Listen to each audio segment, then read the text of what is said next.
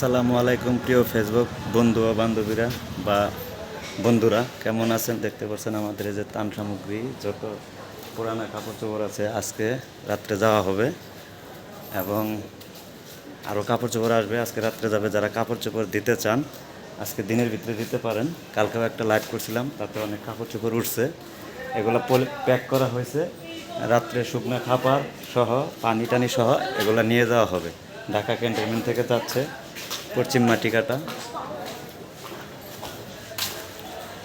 এই লোকেশনে পাঠিয়ে দিতে পারেন। পশ্চিম মাটিকাটা, ঢাকা ক্যান্টনমেন্ট, ইসুচত্বর মামা হোটেলের ওখানে।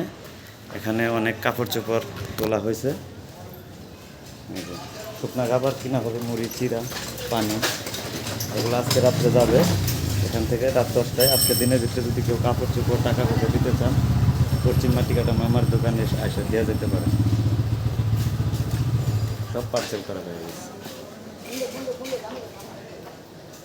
বস্তায় বস্তায় এক ট্রাক যাবে আজকে এখান থেকে, পশ্চিম মাটিকাটা থেকে।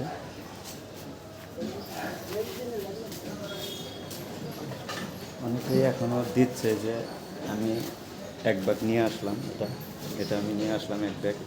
অনেকেই কাপড় চোপড় দিচ্ছে, টাকা দিচ্ছে। যে আপনারাও চাইলে দিয়ে অংশীদার হতে পারেন। যার যা আছে তাই দিয়ে সাহায্য করবেন, হেল্প করবেন। এগুলো সব কাপড়ের বস্তা,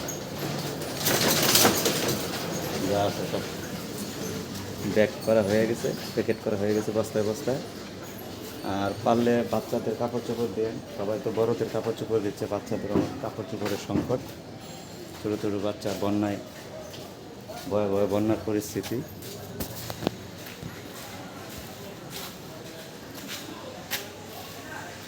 ইনশাল্লাহ সবাই হেল্প করবেন যাতে সঠিকভাবে সঠিক জায়গায় পৌঁছায় দিতে পারে ত্রাণগুলা।